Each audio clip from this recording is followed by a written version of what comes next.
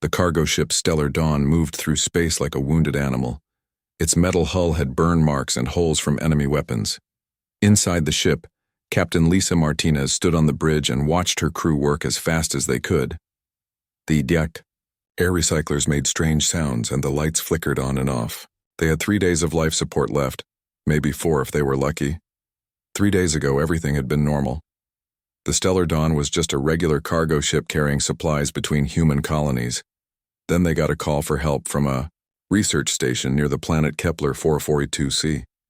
The message was breaking up, but they could hear screaming and explosions in the background. As the closest ship, they had to answer the call. What they found when they arrived made Lisa sick to her stomach. The research station was gone, not damaged or broken, completely destroyed. Pieces of metal and plastic floated in space where hundreds of scientists used to work and live. The only thing left was an escape pod with 1 person inside. Dr. Alan Cross was barely alive when they pulled him from the pod. His face was burned, and his left arm was broken in 3 places. But he was awake and he had something important to tell them. Something that would change everything. They came without warning, Cross whispered as Dr. Karen Walsh worked on his injuries. The Vorthans. We thought they were just expanding their territory, but we were wrong. They're not conquering worlds. They're destroying entire species. Lisa felt cold fear in her chest. The Vorthans were known throughout the galaxy as a powerful empire, but they usually left other species alone if they stayed out of their way. This was different. This was something new and terrible. Cross grabbed Lisa's arm with his good hand. His eyes were wide with fear and pain. They have a weapon, something that can kill every living thing on a planet in minutes. But they need genetic material from different species to make it work. That's why they're wiping out entire races. What kind of genetic material? Dr. Walsh asked as she finished wrapping Cross's arm. DNA sequences. Protein chains. Anything that makes each species unique. Cross coughed up blood but kept talking. The station was studying alien biology. We had samples from over 200 different species. The Vorthans took everything. Lisa looked out the window at the debris field that used to be a research station. Hundreds of people had died here, and for what? To build a weapon that could kill billions more. She felt anger building inside her, hot and bright. There's more, Cross said quietly. We weren't the first. Our computers picked up transmissions from 12 other research stations before we were attacked. They're all gone now. Destroyed. Everyone dead. Dr. Walsh checked her medical scanner and frowned. Captain, we have another problem. There's someone else in the escape pod. Someone small. They found her in the back corner of the pod, curled up like a frightened animal. She was about the size of a human child, but her skin was blue-green, and she had 4 arms instead of 2. Her large, black eyes were full of tears, and she shook with fear when she saw them. It's okay, Dr. Walsh said softly, holding out her hands to show she meant no harm. We're here to help. The alien child looked at Cross, who nodded weakly. Her name is Zephyr, he said. She's Ilani. Her people lived on a planet called Tala 5. The Vorthans attacked 3 weeks ago. Lisa knelt down next to the child. Zephyr's people were known for being peaceful and gentle. They made beautiful art and music, but they had no weapons or military. They couldn't have fought back against the Vorthans. What happened to her world? Lisa asked, though she was afraid of the answer. Cross closed his eyes. Gone. All of it. Every Ilani city, every forest, every ocean. The Vorthans used some kind of bioweapon that turned everything into gray dust. Zephyr was visiting our station when it happened. She's the only survivor of her entire species. The weight of those words hit Lisa like a physical blow. An entire species, millions of people with their own culture, their own dreams and hopes, wiped out in hours. And this small, frightened child was all that was left. Zephyr spoke for the first time, her voice barely above a whisper. Her words were in broken human standard, learned from the research station. The burning ships came from the dark. The sky screamed and then silence. All silence. Lisa felt something break inside her chest. Not just sadness, but rage. Pure, clean rage at beings who could murder children and call it progress. She stood up and walked to the communications console. "Captain," her first officer, Jack Peterson, said quietly. "What are you doing?" "Sending a message," Lisa replied. Her fingers moved across the controls, opening a channel to the human military base at Outpost Gamma. "This ends now." The message took several minutes to reach Outpost Gamma. Commander Jake Sullivan was drinking coffee and reading reports when the transmission came through. He had served in the human military for 20 years, and he thought he had seen everything. But as he listened to Captain Martinez's report and watched the video footage from the destroyed research station, his coffee grew cold in his hands. Sullivan had heard stories about the Vorthans, but like most humans, he had assumed they were just another aggressive empire. The galaxy was full of species that fought over territory and resources. It was ugly, but it was normal.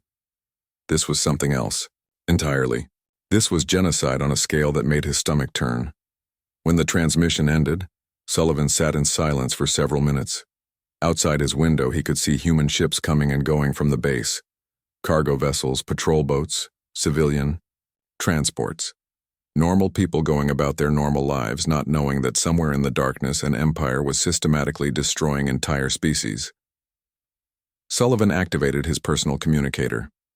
"Get me Admiral Harper at Fleet Command, Priority 1. The call went through in seconds. Admiral Beth Harper appeared on his screen, her gray hair tied back in a military knot. She had been fighting for humanity's place in the galaxy for 30 years, and her face showed every one of those battles. "Jake," she said without preamble, "I just got the same report you did. Is it confirmed?" "As confirmed as we can make it without going there ourselves," Sullivan replied. "The survivor seems genuine, and Dr. Cross's story matches intelligence reports we've been getting from the outer colonies. Ships disappearing, research stations going dark, entire worlds going silent." Harper was quiet for a moment, thinking. The humans were still newcomers to galactic politics. Most alien species saw them as dangerous primitives from a death world, a planet so violent and hostile that only savage beings could survive there. Humans had spent decades trying to prove they were civilized, that they could solve problems without violence. But sometimes violence was the only solution. "Jake," Harper said finally, "activate the emergency beacon, send it to every human ship within 50 light years. Military, civilian, doesn't matter. We need everyone." Sullivan felt his heart rate increase. The emergency beacon hadn't been used in over a decade. It was reserved for threats to human space itself, or disasters that required every available ship. "Admiral, the Galactic Council won't approve of this. They'll say we're overreacting." Harper's smile was cold and sharp. "The Council can file a complaint after we save some lives. Send the message, Commander. Let's remind the galaxy why they call us Deathworlders." The beacon went out at the speed of light, carrying a simple message to every human vessel in range. "Civilians threatened. Genocide in progress. All available vessels report for humanitarian intervention." This is not a request. Across human space, captains and crews read the message and made their choices. Some hesitated, thinking of their families and their cargo schedules. Others changed course immediately, their engines burning bright against the darkness. They were coming. The Deathworlders were coming, and the galaxy would never be the same. The first ship arrived at Outpost Gamma, just 6 hours after the beacon went out. Captain Roy Bennett brought his destroyer USS Defiance out of hyperspace with weapons powered and shields up. He was ready for a fight, and his crew could see it in the way he held himself on the bridge. Bennett was a career military officer, but he had started as a merchant marine hauling cargo between the outer colonies. He knew what it was like to be alone in the dark with no one to help you. When he read the emergency message, he didn't think twice about changing course. "Commander Sullivan," Bennett said as his face appeared on the communications screen. "The Defiance reporting for duty. What's the situation?" Sullivan felt relief wash over him. Bennett was known throughout the fleet as a solid officer who got things done. If he was here, others would follow. "We have a genocide in progress, Roy. The Vorthans are wiping out entire species to build some kind of bioweapon." "Understood," Bennett said without hesitation. "What are your orders?" Before Sullivan could answer, another ship appeared on the sensors, then another.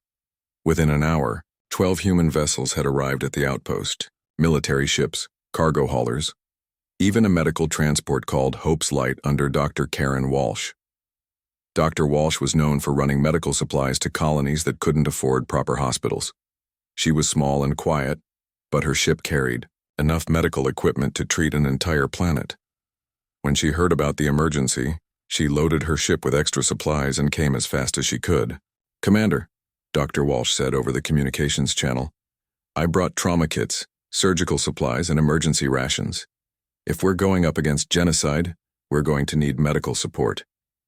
More ships kept coming. The mining vessel Iron Horse arrived with Captain Pete Johnson at the helm. Johnson was a big man with hands like hammers from years of working in asteroid mines.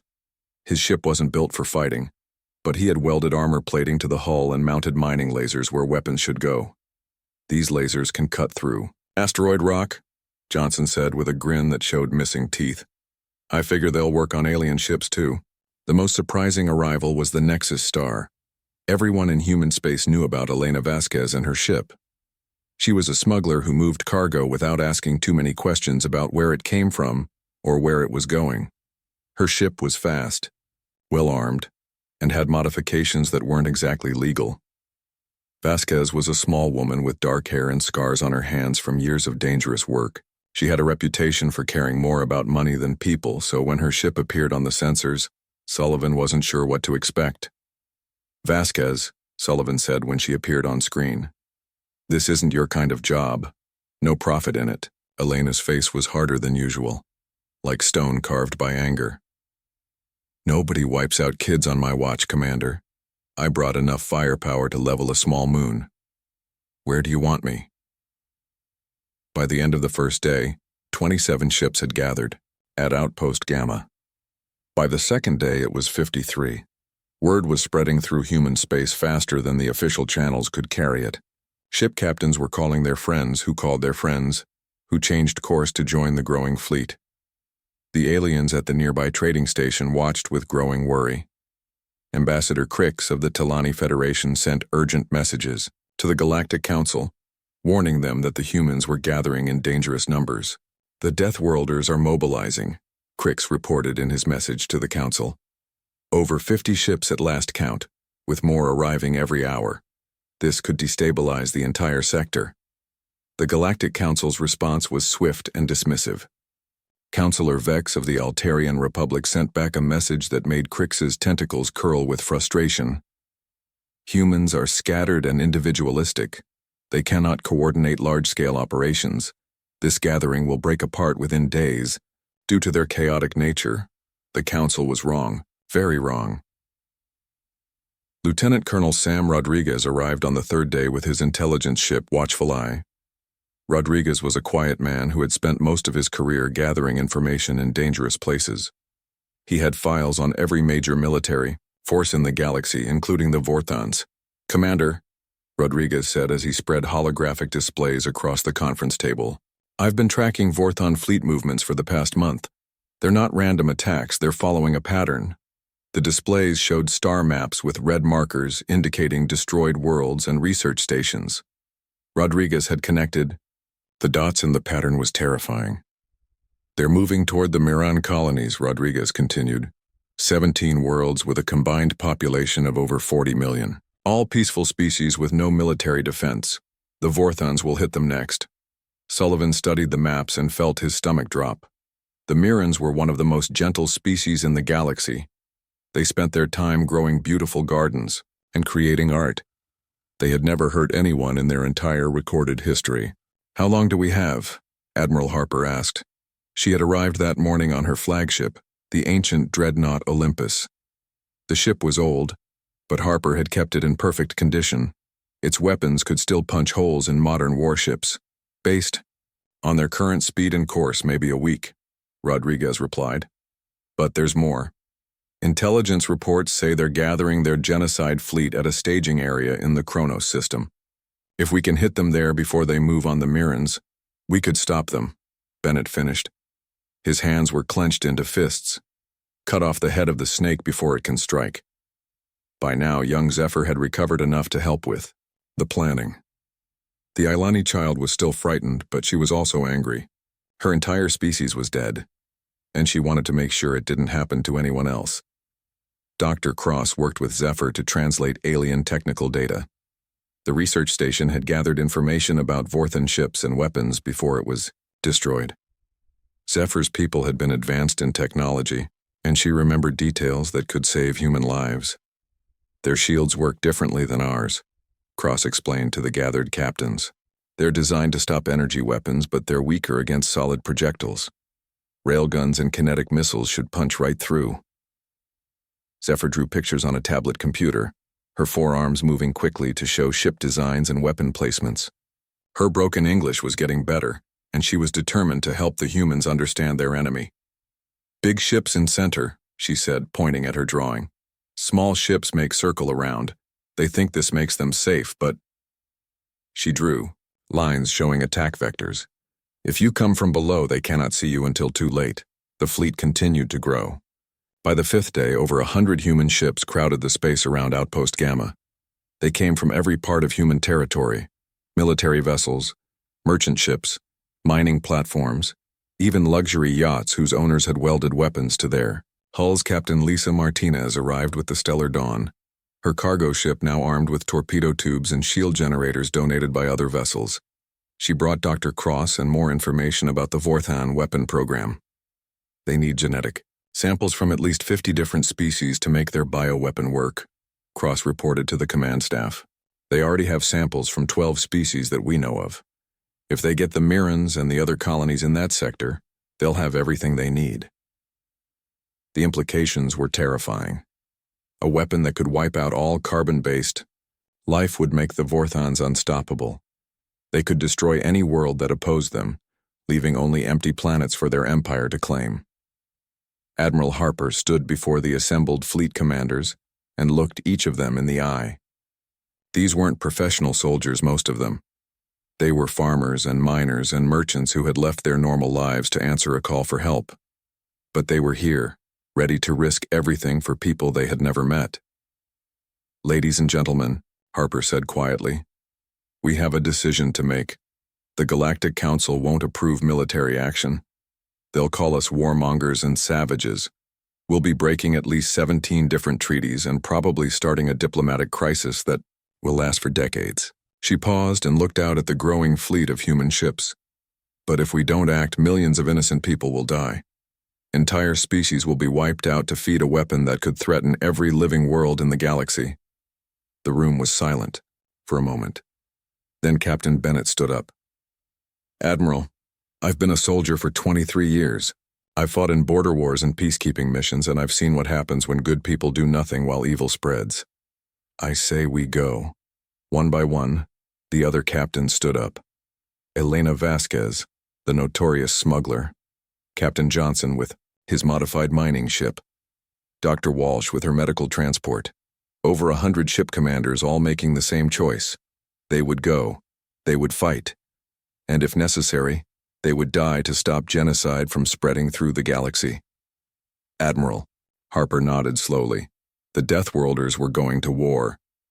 The human fleet split into 3 groups as they prepared to jump into hyperspace.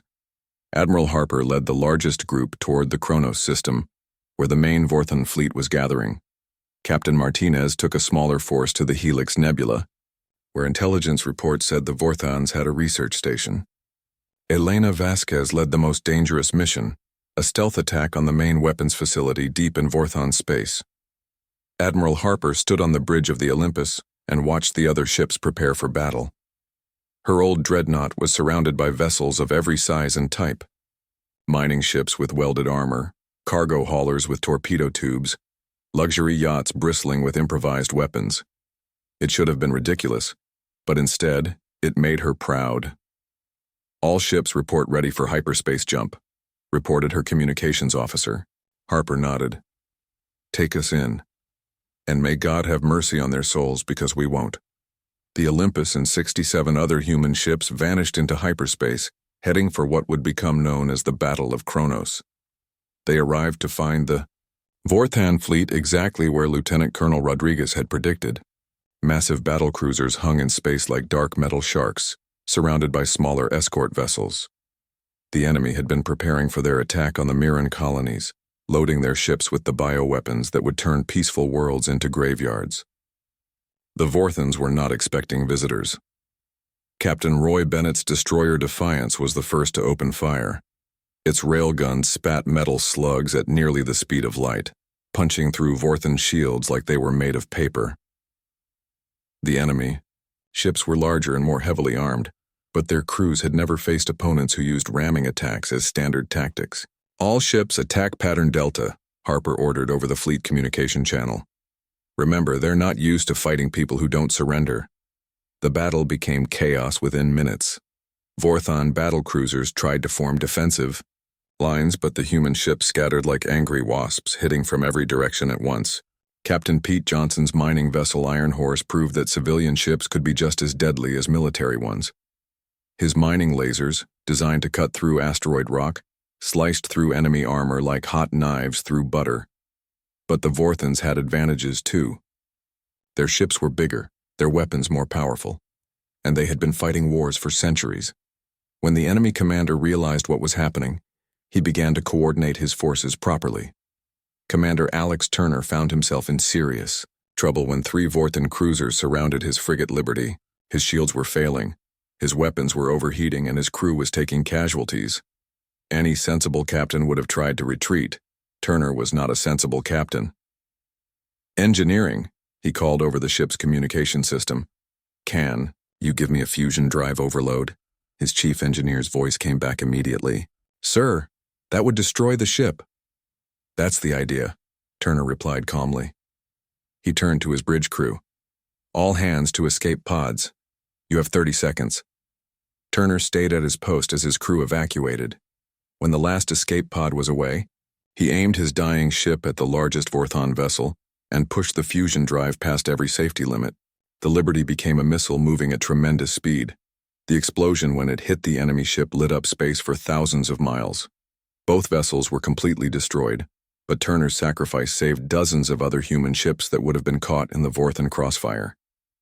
Meanwhile, at the Helix Nebula, Captain Martinez's task force faced a different kind of horror. The Vorthan research station was defended by ships crewed by mind-controlled aliens. The enemy had captured members of peaceful species and forced them to fight against their own rescuers. "I can't fire on those ships," reported Captain Susan Blake from her patrol vessel. "The crews are victims, not enemies."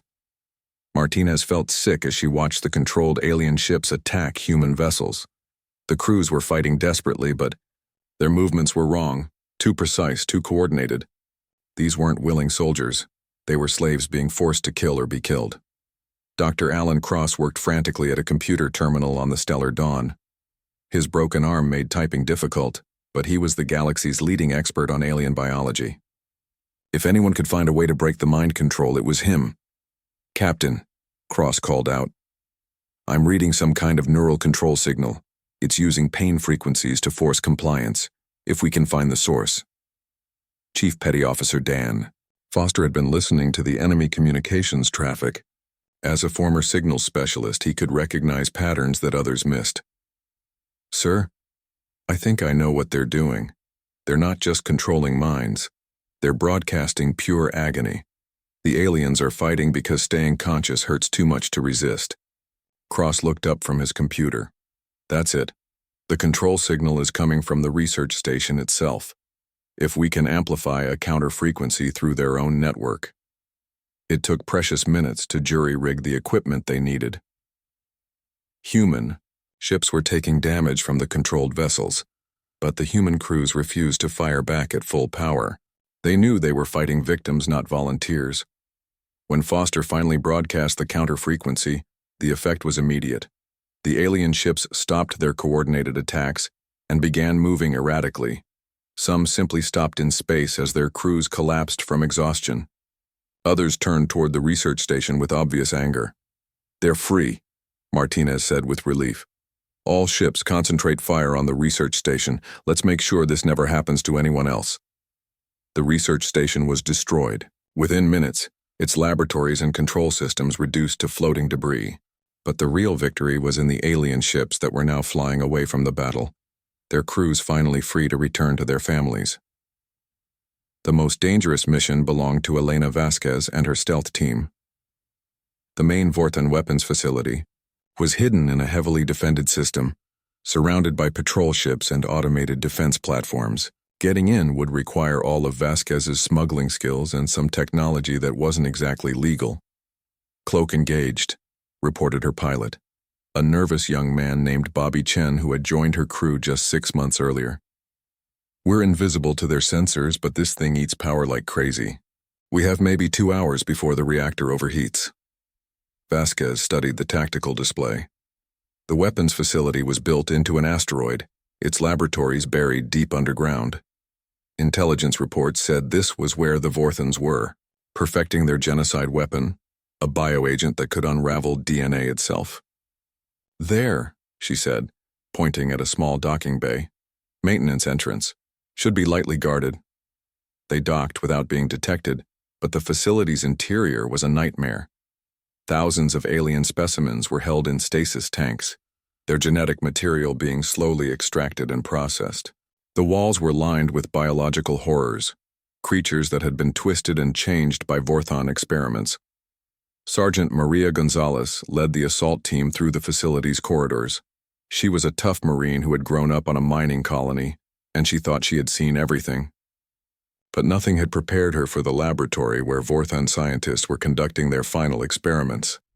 "Jesus," whispered one of her Marines as they entered the main lab.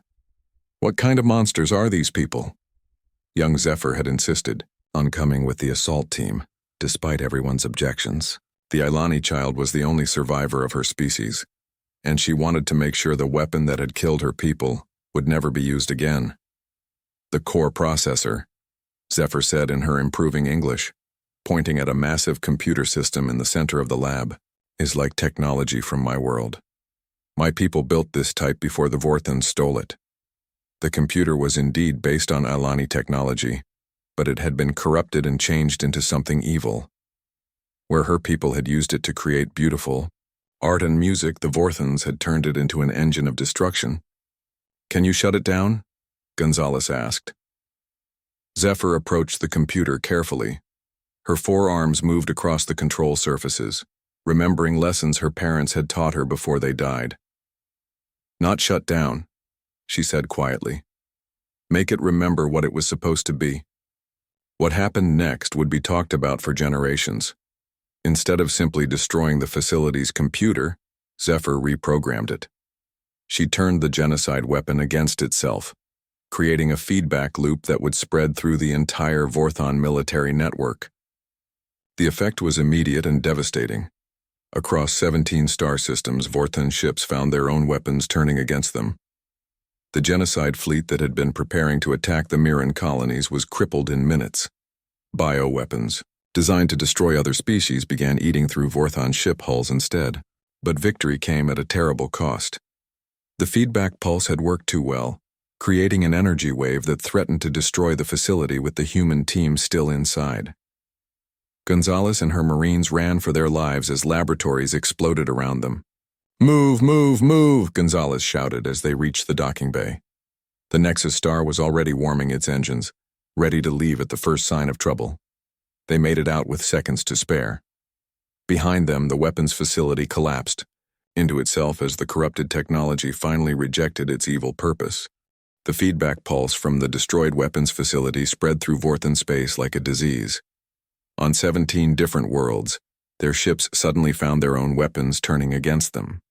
The genocide fleet preparing to attack the Mirren colonies was crippled within minutes, their bioweapons eating through their own hulls instead of destroying innocent planets. But the victory had cost the humans dearly. Admiral Harper's flagship Olympus was badly damaged, its hull cracked in 3 places and life support failing on 5 decks.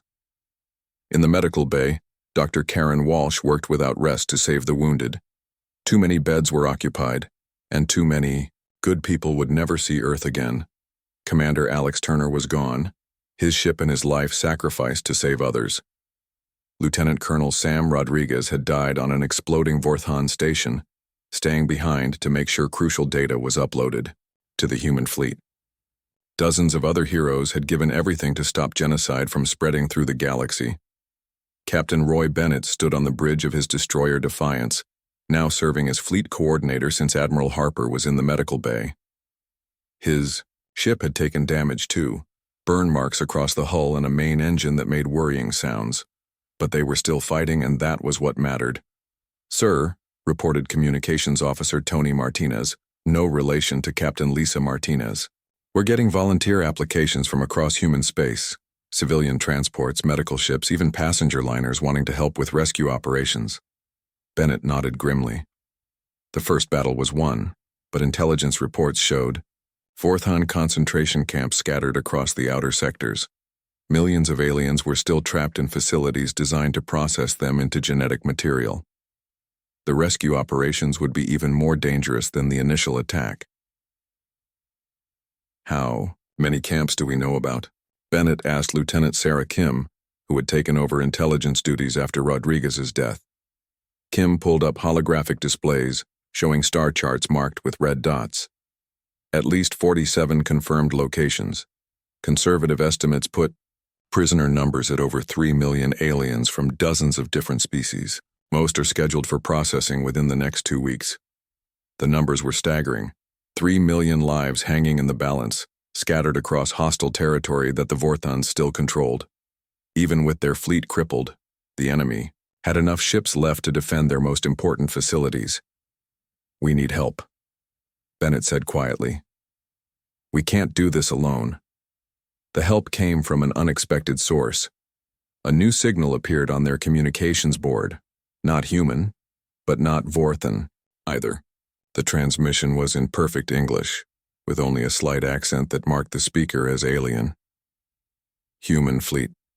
This is Ambassador Keth of the Corvan Empire. We request immediate conference." Bennett felt his heart skip.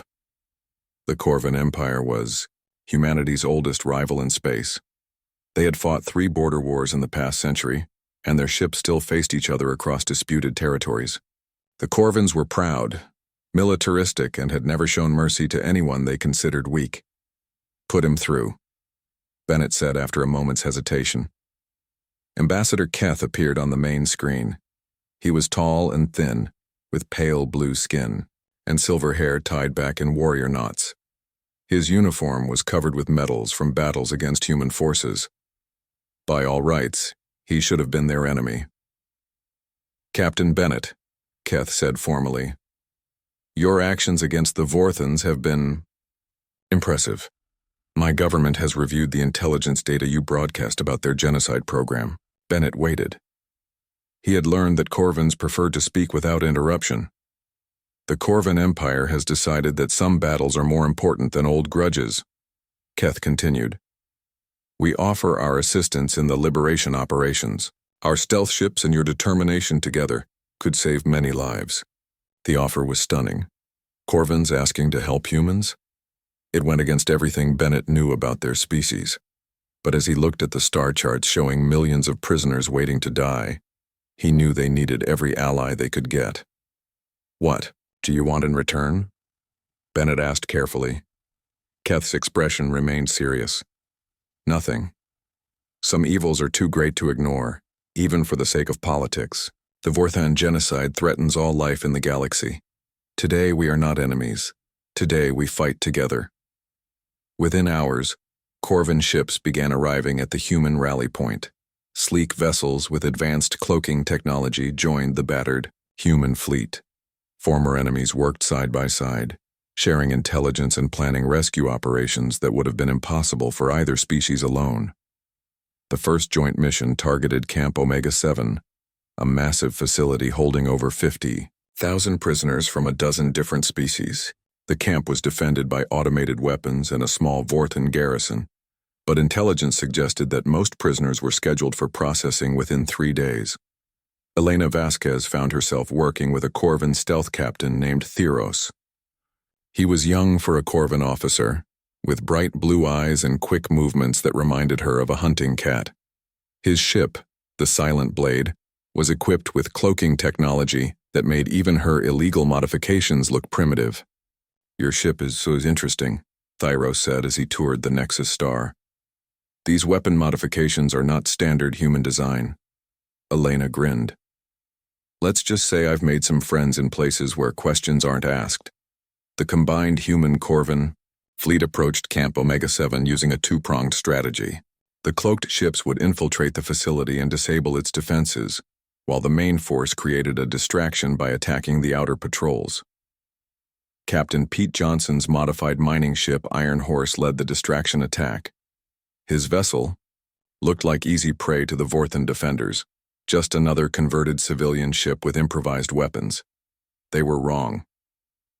Johnson's mining lasers had been designed to cut through the toughest asteroid rock. Against Vorthan's ship armor, they were devastating. Within minutes, half the patrol fleet was drifting debris.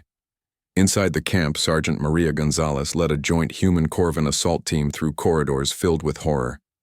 The facility was designed like a slaughterhouse, with conveyor systems, to move prisoners efficiently from holding cells to processing chambers.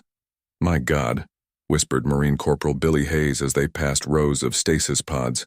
"There are children in here." Thyros moved beside Gonzalez with fluid grace, his weapon taking down automated defenses with precise shots. "The Vorthans see all life as raw material," he said grimly. "Age means nothing to them." They found the facility's command center just as the Vorthan commander was trying to activate the emergency processing protocol. General Vexmore was a typical Vorthan officer, tall, pale, with cybernetic implants that enhanced his natural abilities. He had been genetically modified for combat, making him faster and stronger than most organic beings. Deathworlders. Vexmore sneered as the assault team entered. "You are too late. The processing has begun. These inferior species will serve the Empire's greater purpose." Gonzalez raised her weapon, but Vexmore moved faster than human reflexes could follow. His enhanced muscles launched him across the room in a blur of motion, clawed hands reaching for her throat. He never made it. Thyros intercepted him in mid-leap, and the two aliens crashed into a bank of computers. The Corvin was not genetically enhanced, but he had been trained from childhood in combat arts that humans were only beginning to understand. The fight lasted less than 30 seconds.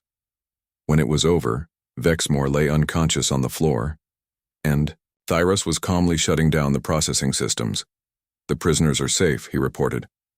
"But we need medical assistance immediately. Many are in critical condition." Dr. Karen Walsh's medical ships arrived within hours. The Hope's Light and a dozen other vessels began the massive task of treating 50,000 prisoners from dozens of different species. Some had been held for months, others for only days, but all showed signs of the horrors they had endured. Young Zephyr served as a translator and cultural liaison, helping the medical teams understand alien physiology and psychology. The Ilani child had grown stronger during the campaign, finding purpose in helping others avoid the fate that had befallen her people.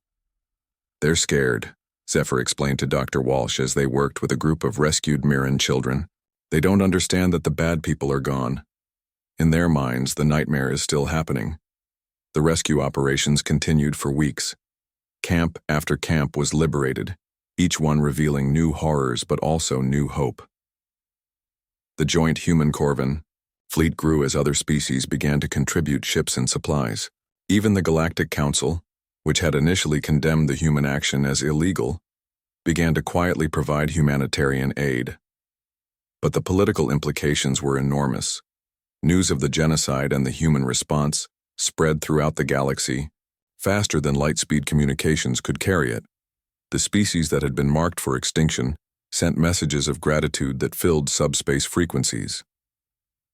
The old Galactic Council emergency session was in chaos. Councilor Vex of the Altarian Republic demanded an immediate halt to human military operations, calling them rogue actions that threaten galactic stability. But Councilor Thera of the Epsilon Collective stood in opposition. She was an elderly female whose species had suffered under Vorthan aggression for decades. 6 months after the first cry for help had echoed across human space, the galaxy looked very different.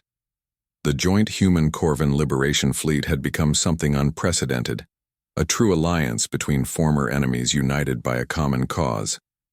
Ships that had once fired on each other now worked side by side, their crews sharing meals and stories of home. The liberation of the concentration camps had become a legendary campaign.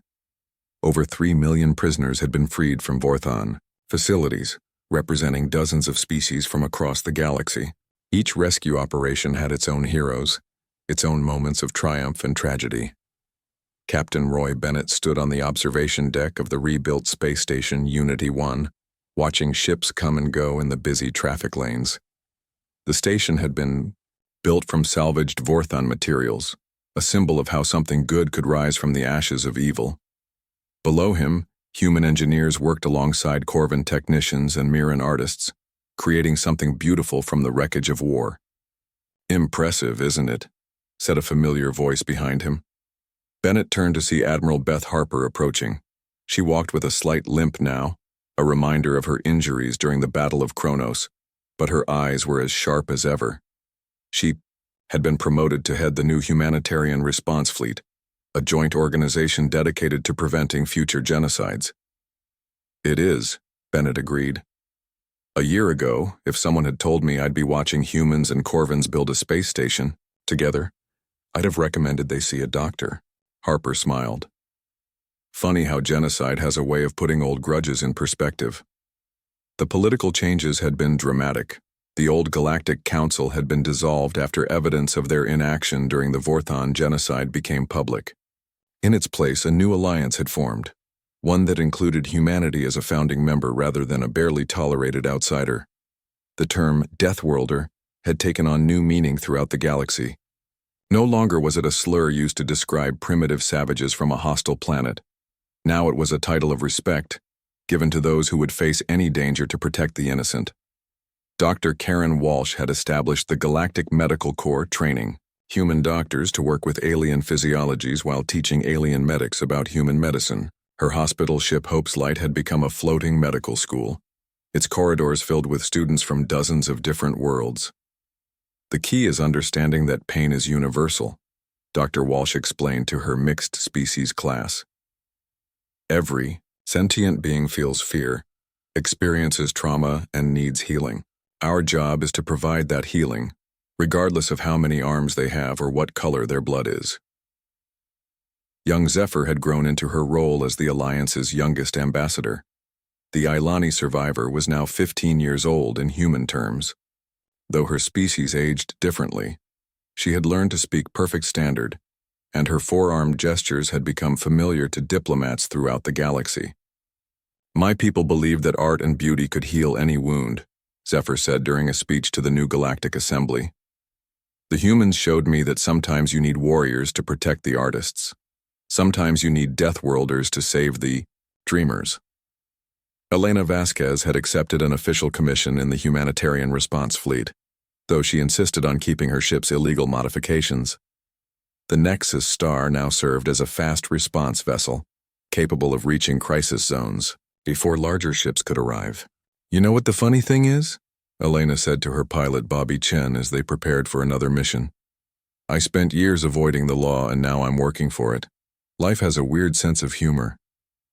The Vorthan Empire had collapsed completely, within 8 months of the first human attack. Their remaining territories had either declared independence or joined the new Galactic Alliance. Many former Vorthan worlds were now requesting human advisors to help rebuild their societies without the militaristic culture that had led to genocide. But perhaps the most important change was in how the galaxy viewed conflict itself. The old system of diplomatic compromise and careful neutrality had failed when faced with true evil. The humans had shown that sometimes violence was not only acceptable, but necessary to protect the innocent. Captain Pete Johnson's mining ship Iron Horse had been retrofitted as a mobile construction platform. The big man now spent his time building hospitals and schools on liberated worlds, his mining lasers repurposed to clear land and cut building materials. "Turns out these old hands are good for more than just breaking rocks," Johnson said with his gap-toothed grin as he watched Mirren children play in a newly built playground. Who knew?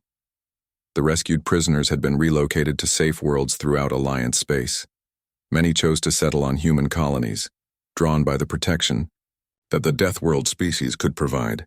Others returned to rebuild their homeworlds, knowing that the Alliance fleet would come if they called for help.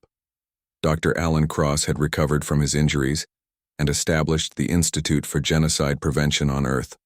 The research facility studied the psychological and technological factors that led to mass extermination, working to identify and stop future threats before they could take root. Evil doesn't appear overnight, Cross explained to his students. It grows slowly, feeding on fear and hatred until normal people become capable of unspeakable acts. Our job is to recognize the warning signs and act before it's too late. But not everyone was happy with the changes. The Talani Federation, led by Ambassador Crix, argued that the humans had become too powerful, too quick to use force instead of diplomacy. They formed what they called the Stability Coalition, pushing for a return to the old ways of careful negotiation and compromise.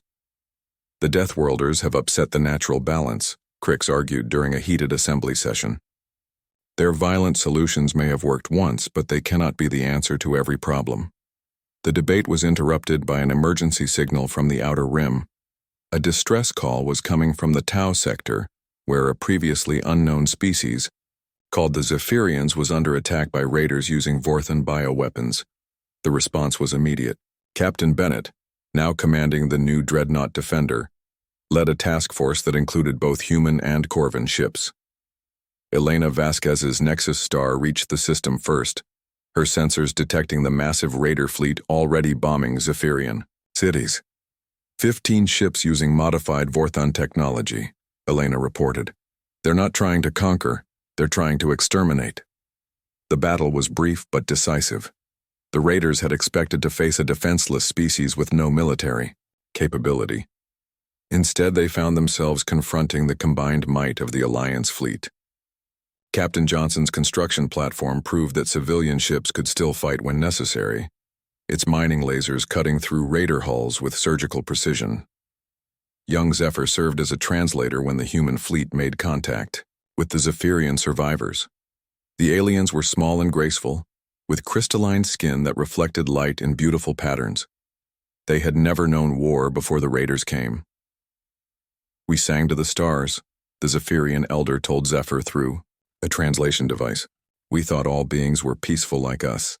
Then the burning ships came and our songs became screams. Admiral Harper arrived with medical ships and reconstruction teams. The Zephyrians were welcomed into the Alliance, their crystalline cities, rebuilt with human engineering and Corvan defensive systems. Their beautiful songs, once again free from fear, became a symbol of what the Alliance fought to protect. The rescue of the Zephyrians proved that the galaxy had learned its lesson. The cry for help had been heard within hours, and the response had been overwhelming. Ships from dozens of species answered the call, united in their determination to prevent another genocide. Ambassador Crix's Stability Coalition lost support rapidly after the Zephyrian incident. The galaxy had seen what happened when evil was allowed to spread unchecked, and they had no desire to return to the old ways of careful inaction. As the years passed, the Alliance grew stronger. The memorial on Luna was expanded to include the names of all who had died fighting genocide, from every species that had joined the cause. At its center, the simple inscription remained unchanged. They heard the cry for help, and they answered. Captain Lisa Martinez, now an admiral commanding the exploration fleet, often brought her ships to the memorial. The Stellar Dawn had been rebuilt as a hospital ship, its cargo holds converted to medical bays that could treat any species in the galaxy. Do you think we've changed things permanently? Asked Dr. Cross during one of their visits to the memorial. Martinez looked out at the stars, where Alliance ships patrolled the darkness, ready to respond to any cry for help. I think we've proven something important, she said. Evil can only succeed when good people do nothing. As long as there are Deathworlders willing to fight, genocide will never again go unanswered. In the depths of space, monitoring stations continued their eternal watch. The galaxy was safer now, protected by an alliance born from a single desperate cry for help. The Deathworlders had answered that call, and in doing so, they had changed the nature of civilization itself. The stars no longer seemed so dark, knowing that somewhere in the void, heroes were listening, ready to bring light to the darkest corners of the universe. The cry for help had been answered, and the galaxy would never forget.